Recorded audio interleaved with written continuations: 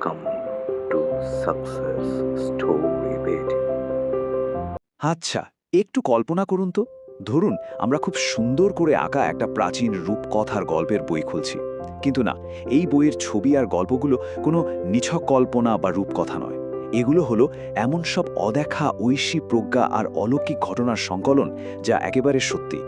আজকের এই বিশেষ বিশ্লেষণে আমরা ইতিহাসের পাতা থেকে এমন কিছু অবিশ্বাস্য ঘটনার দিকে তাকাবো, যেগুলো শুনলে আপনি অবাক হয়ে যাবেন।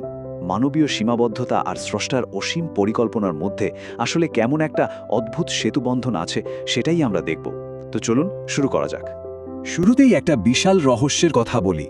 আচ্ছা, কখনো কি ভেবে দেখেছেন একজন মহান নবী, যিনি স্রষ্টার এত প্রিয়, তিনি কেন হঠাৎ মৃত্যুর ফেরেশতা আজরাইলকে এমন জোরে আঘাত করবেন যে ফেরেশতার একটা চোখই বেরি হয়ে যাবে? হ্যাঁ, ঠিকই শুনেছেন, একদম থমকে যাওয়ার মতো ঘটনা, তাই না? এর পেছনের উত্তরটা কিন্তু লুকিয়ে আছে ঐশী প্রেমের এক অবিশ্বাস্য গভীরতায়। সেটা আমরা একটু পরেই আপনাদের সামনে উন্মোচন করব। কিন্তু তার আগে চলুন খুব সুন্দর একটা বৈপরীত্যের দিকে তাকাই। হযরত মুসা যখন তুর পাহাড়ের দিকে যাচ্ছিলেন, পথে দুজনের সাথে তার দেখা হয়। একজন ছিলেন ভীষণ ধনী, কিন্তু সবসময় শুধু আলহামদুলিল্লাহ বলতেন। আর জানেন তো, এর ফলে তার সম্পদ যেন জাদুর মতো বেড়েই চলেছিল। অন্যদিকে আরেকজন ছিলেন এক হতদরিদ্র নারী। তিনি অদ্ভুত এক শর্ত জুড়ে দিয়েছিলেন, স্রষ্টা তাকে আগে ধনী করবেন, তারপরেই কেবল তিনি কৃতজ্ঞ হবেন। এই শর্তযুক্ত বিশ্বাসের পরিণতি কি হলো জানেন? হঠাৎ এক দমকা ঝড় এসে তার শেষ আশ্রয়টুকুও উড়িয়ে নিয়ে গেল।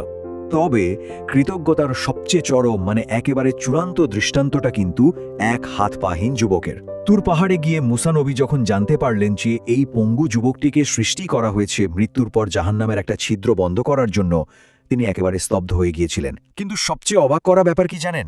এই ভয়ঙ্কর সত্যটা জানার পর সেই যুবকের মুখ থেকে কোনো আক্ষেপ বের হয়নি, বরং বেরিয়ে এসেছিল এক অবিশ্বাস্য শব্দ, আলহামদুলিল্লাহ। স্রষ্টার অন্তত কোনো একটা কাজে তো সে আসতে পারবে, স্রেফ এইটুকু ভেবেই সে পরম তৃপ্ত হয়েছিল। ভাবা যায়। আর ঠিক তখনই ঘটল সেই মিরাকল। এই যে চরম হতাশার মাঝেও তার এমন নিঃশর্ত শুকরিয়া, এর ফলাফল এলো একেবারে তাৎক্ষণিকভাবে। চোখের পলকে, হ্যাঁ, চোখের পলকে স্রষ্টার নির্দেশে সেই পঙ্গু যুবক পরিণত হলো এক সুঠাম, সুস্থ আর শক্তিশালী মানুষে। সত্যিকারের নিঃশর্ত কৃতজ্ঞতা যে কিভাবে এক মুহূর্তের মধ্যে অলৌকিক নিরাময় নিয়ে আসতে পারে, এটা যেন তারই একটা জীবন্ত দৃষ্টান্ত। আচ্ছা, এবার চলুন আমাদের সেই একদম শুরুর রহস্যটাতে ফিরে যাই।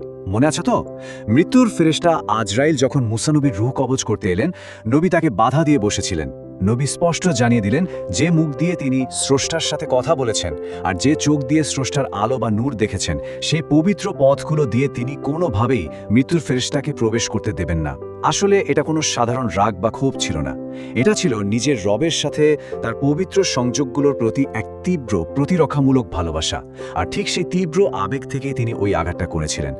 এরপর এক পর্যায়ে যখন তাকে অনেক দীর্ঘ একটা আয়ু নেওয়ার সুযোগ দেওয়া হলো, বলা হলো একটি গরুর পিঠে হাত রাখলে হাতের নিচে যতগুলো পশম পড়বে, ঠিক তত বছর তিনি বাঁচবেন। এমন অবিশ্বাস্য প্রস্তাব পাওয়ার পরও নবী একটা দারুণ জিনিস উপলব্ধি করলেন। তিনি বুঝলেন এই পৃথিবীতে যত দীর্ঘ জীবনই হোক না কেন, একদিন না একদিন পর সমাপ্তি ঘটবেই। তাই তিনি স্রষ্টার সান্নিধ্যকেই হাসি মুখে বেছে নিলেন।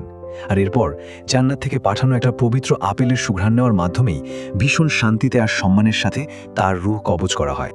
এবার যেন ওই ছবির বইয়ের পাতা উল্টে আমরা চলে এলাম পুরোপুরি ভিন্ন আরেকটা রহস্যময় অধ্যায়, হযরত খিজিরের সাথে মুসা নবীর সে বিখ্যাত সফর। ভাবুন তো, একটা একদম নিখুঁত নৌকা হঠাৎ ফুটো করে দেওয়া হলো, একটা নিষ্পাপ কিশোরের প্রাণ নেওয়া হলো, আর যে শহরের মানুষ চরম দুর্ব্যবহার করে, তাদের খাবার দিতে অস্বীকার করলো, তাদেরই একটা ভাঙ্গা দেয়াল বিনা পারিশ্রমিকে মেরামত করে দেওয়া হলো। সাধারণ চোখে দেখলে এই কাজগুলো তো সম্পূর্ণ ধ্বংসাত্মক আর একেবারেই অযৌক্তিক মনে হয়, তাই না? কিন্তু দাঁড়ান, এই পুরো ছবিটার পেছনে লুকিয়েছিল এক গভীর অদৃশ্য ঐশী সত্য। নৌকাটা ফুটো করা হয়েছিল যাতে একজন জালিম রাজা সেটা ছিনিয়ে নিতে না পারে। কিশোরটিকে সরিয়ে নেওয়া হয়েছিল কারণ সে বেঁচে থাকলে বড় হয়ে তার নেককার পিতামাতাকে ধ্বংসের দিকে ঠেলে দিত। আর ওই দেয়ালটা মেরামত করা হয়েছিল জানেন কেন? দুজন এতিম শিশুর গুপ্তধন রক্ষা করার জন্য। এই ঘটনাগুলো আমাদের চোখে আঙুল দিয়ে দেখিয়ে দেয় যে আমাদের এই মানবীয় চোখ আসলে স্রষ্টার নিখুঁত পরিকল্পনার কাছে কতটা অন্ধ। চলুন এবার আমরা প্রবেশ করি এক মহাকাব্যিক লড়াইয়ের দৃশ্যে। ফেরাউনের রাজদরবারের সেই শ্বাসরুদ্ধকর ক্লাইম্যাক্স, জাদুকরদের ছুঁড়ে মারা লাঠি আর দড়ি থেকে তৈরি হওয়া হাজার হাজার বিষধর সাপের কিলবিল করা দৃশ্যটা কল্পনা করলেই কেমন গা ছমছম করে ওঠে, তাই না? এটা ছিল মূলত ক্ষমতার এক চরম বিভ্রম, নিছক অহংকার আর মায়াজাল। লক্ষ লক্ষ মানুষ যখন আতঙ্কে কাঁপছিল, অহংকারী ফেরাউন তখন অট্টহাসিতে ফেটে পড়ছিল।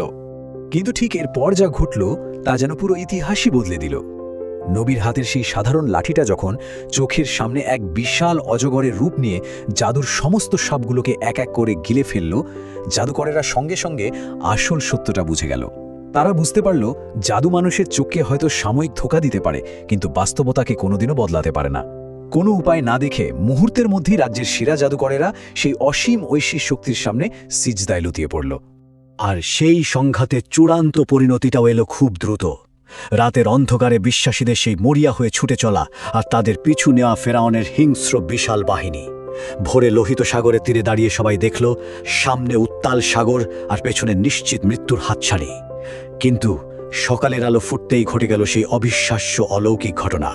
সাগর মুহূর্তের মধ্যে দুই ভাগে বিভক্ত হয়ে মুক্তির 12টি শুকনো পথ তৈরি করে দিল, একেবারে রূপকথার মতো, কিন্তু পুরোপুরি সত্যি।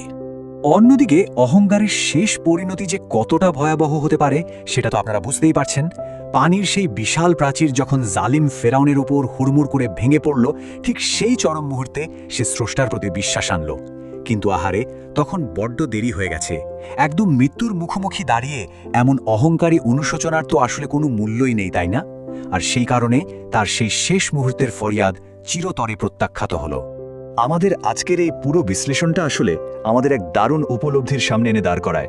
একটু ভেবে দেখুন তো, যদি একটা ভাঙা নৌকা, একটা ধ্বংসাত্মক ঝড় কিংবা উত্তাল সাগরের মতো দৃশ্যত ভয়ঙ্কর জিনিসগুলোর পেছনেও স্রষ্টার পরম করুণা লুকিয়ে থাকতে পারে, তবে আমাদের নিজেদের জীবনের যেসব কঠিন পরীক্ষার মধ্য দিয়ে আমরা প্রতিদিন যাই, সেগুলোর ভেতরে না জানি কত অদৃশ্য আশীর্বাদ আর নিখুঁত পরিকল্পনা লুকিয়ে আছে। অদৃশ্যের এই দারুণ রূপকথার পাতা থেকে এই গভীর বিস্ময়টুকু সাথে নিয়েই আমাদের আজকের বিশ্লেষণ এখানেই শেষ করছি। ভালো থাকবেন সবাই।